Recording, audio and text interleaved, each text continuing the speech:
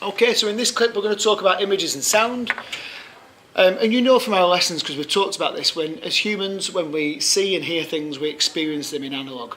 There's lots of different variations of every colour, lots of different variations of every sound, and our brains process that and understand it, and we experience it. But when a computer does so, it has to do it digitally. So it has to take the analogue and turn it into digital. And when it does that, when you digitise it, we'll go back to those numbers 1 and 0 every single time.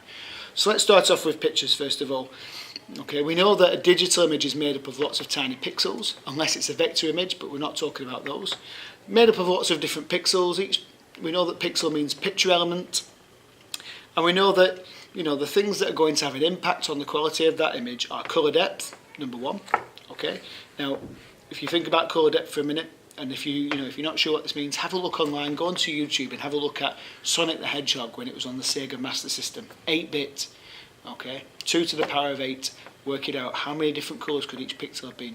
256 colours for each pixel. Go to the Sega Mega Drive, where it was 16-bit, 2 to the power of 16 was just over 65,000 colours. So from one console to the next, we went from 256 colours per pixel to 65,000. And the same was true of the sound as well. So the quality, the graphics they got better. It sounded better and it looked better. Now in an image that's been encoded as 1 bit, 2 to the power of 1 is 2. So that means each pixel can be one of 2 colours. That doesn't necessarily mean black and white. It could be red and green, but it can only be 2 colours and not any shades of those colours. Okay. Most modern devices use a 24-bit colour depth, which means we're going up to 16.7 million colours per pixel, and that means you can represent a lot of detail digitally, and it can look lifelike. But obviously, it is just a digital representation, and as you zoom in or as you stretch it, you can start to see, as the picture pixelates, those little squares start to appear. Now obviously, the colour depth is going to have an impact on the file size, and that formula that we've looked at so many times, where you're working out the file size of an image, and we'll have a look at that in a few moments' time. Obviously, another thing that you need to consider is the resolution. So the more pixels that are used to create that image, the more detail is displayed, the higher the resolution, the larger the file size. And when you see those numbers like 200 times 200, you know that every square inch there are 200 pixels across and 200 pixels down. And if you multiply those numbers in that square inch, you can work out how many individual pixels there are. And if you multiply that by the size of the screen, you can work out how many pixels are on a screen. Anyway, so those 2 key things, the colour depth and the number of potential colours each pixel can be, how many colours it can be encoded with, and the resolution, the number of pixels per square inch. The final thing then that you get in that image file will be metadata. Okay, now this is additional data that's surplus to the image itself. Okay, it's stored within the same image file, but it includes information such as technical data, like what was the camera, what was the shutter speed, what was the aperture setting like, resolution, GPS location, the date and the time, that sort of stuff. But it can also be data that's added by the user later on. So when you're sort of tagging things like place names or captions, comments or people's names, or if you're watermarking a picture, or if you're doing, you're putting some sort of copyright information in there. All of those sorts of things are examples of metadata, and they add to the file size as well. So that's images. On the sound side, again, what we hear and experience is analog. When it's been digitised, the computer's got to convert that into a digital file, and that process of doing that is called sampling. So sampling records and measures the sound at a regular interval. Now we've talked in class about a mobile phone call being sampled 8,000 times a second. We know that if you're listening to audio on a compact disc, it goes up to 44,100 times a second. We know if it's a Blu-ray, it can be sort of 96,000 times a second.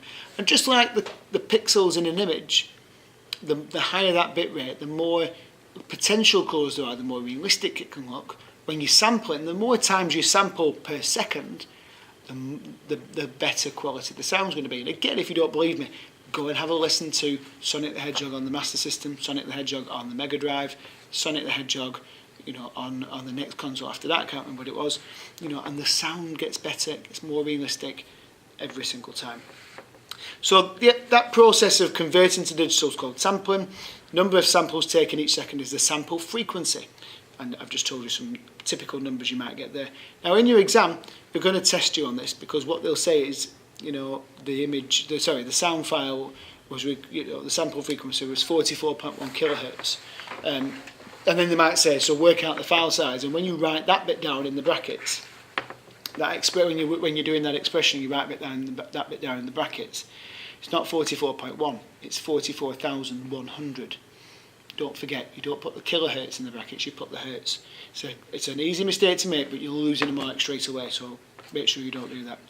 And then the other thing is the bit rate. And that's the number of bits used to encode the sample. Okay, so compact discs use a bit rate of 16-bit, and you know, there'll be various different options for different types of sound. So you've got your images and you've got your sounds. And what we'll do in a moment is we'll just have a look at those expressions. In fact, let's do it now. So if we're working on an image that's, let's say, a 500 by 500 image. Okay, so in my brackets I've got 500 multiplied by 500. That's the pixels going across and going down. We've got a colour depth of 16. Okay, and we want to work out what the file size is in megabytes. So the brackets, 500 times 500 times 16, that gives you the answer in bits. We divide by 8 to get 2 bytes. We divide by 1024 to get 2 kilobytes. And we divide by 1024 again to get 2 megabytes. And you can keep going on like that until you get all the way up to the point where, you know, gigabytes, terabytes, petabytes and so on. But typically you're probably going to be asked for kilobytes, megabytes, possibly gigabytes, but it's just the 1024s. Okay? And if it was a sound file, what you might get instead this time is in those brackets you're going to have 3 different things still. Okay, so we've got the sample frequency, which you'll probably be given in kilohertz. Remember, 44.1 is 44,100, 96.0 is 96,000, and so on. We're going to multiply it by the length of the sound file, and that needs to be done in seconds. So if it says it's a 3-minute clip, you're writing down 180. And then finally, you've got that bit rate. And we know from a CD, a compact disc, you might use a bit rate of 16, so we'll do that again. And then the rest of it's the same. Divide by 8, divide by 1024, divide by 1024, and you get those that takes you from bits to bytes to kilobytes to megabytes.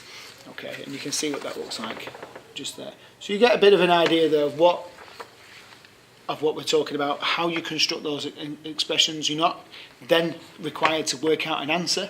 Okay, because it's a non-calculator paper. But if you were, let's say, for example, they'd chosen some numbers where, with some mental maths, you could easily work it out. Let's say 500 by 500 image with a core depth of 10.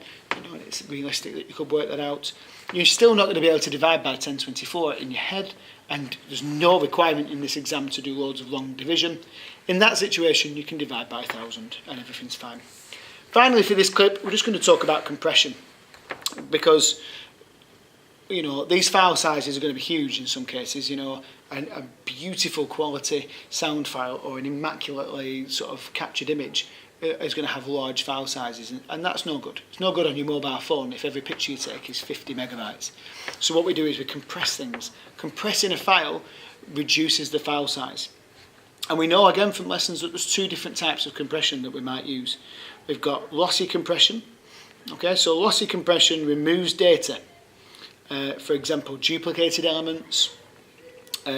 So in an image, you know, if you've got a cluster of pixels that are all the same, you know, or very, very similar, depending on how aggressive the compression is, you might find that those pixels become the same colour because we can get rid of some information that we don't need. You know, that cluster of 10 pixels there, there's slight variations between them, but let's make them all the same. It looks almost the same when you're zoomed out and you're just looking at it, but we're reducing the file size as we go along.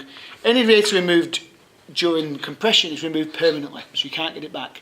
So if it has an impact on the file, you can't get that quality back. So if you think about that in terms of an image, useful, image and sound, it's useful because it brings the file sizes down.